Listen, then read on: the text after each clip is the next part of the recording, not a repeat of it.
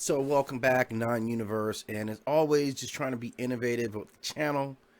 If you've noticed, we've really gotten into doing the verses. The verses started between me and Seba Tillman, and talking about various gods. There's always Set, Heru, and Set versus Hathor, and Set versus everybody. And eventually, I spilled over into like kind of power scaling against comic books and other mythological creatures, other mythological beings and deities and creatures and everything. And you see, we've kind of thrown everything at it because we want to be wide with this. The other day, I don't know if you guys noticed, but I had the lizard going up against a velociraptor. Right, that's kind of where we want to be at it. And in order to successfully do that, we need to kind of properly power scale.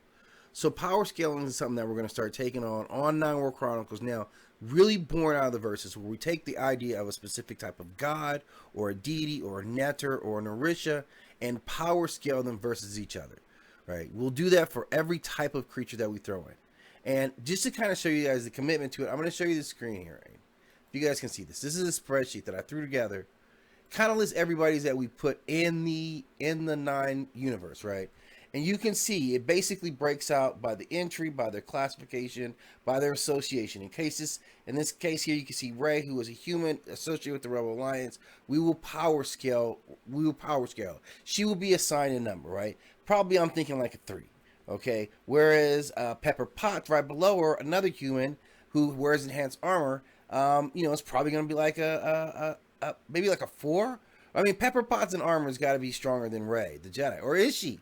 That's what we're getting into right now. But we're not stopping there with just comic characters. We're going on into fantasy stories. You can see the Hulk, the Homelander. So bridging beyond Marvel and DC into more independent and other type of comic book or myth or fantasy stories. Like you can get into Lord of the Rings with the stuff, right? You can get into like any mythology. We're kind of having at it, right? Batman. There's more like the mutants. How did the mutants line up? These are everyone who's got mutant abilities, their type of abilities. So you can kind of start breaking verses down by that. Then where are they from a pantheon? Is it the Marvel universe? Is it the Forgotten Realms? For those of you guys who are into fantasy, is it Lord of the Rings? Is it the North African Kemetic belief system that they come from? Were they Aztec gods? Were they Norse gods? All these are now at our disposal to get into a fight and see who's going to win. Every type of vampiric creature that's existed, we have there.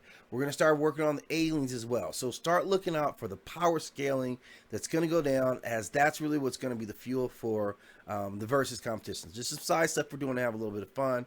But if you're into it, if you're definitely into it, like I'm into it, like Siva T is into it, it's gonna be really really interesting to have a whole world of all the characters kind of coming together and being able to discuss their pros and their cons in a fun context. So I hope you guys look forward to it. I'm definitely looking forward to the power scaling.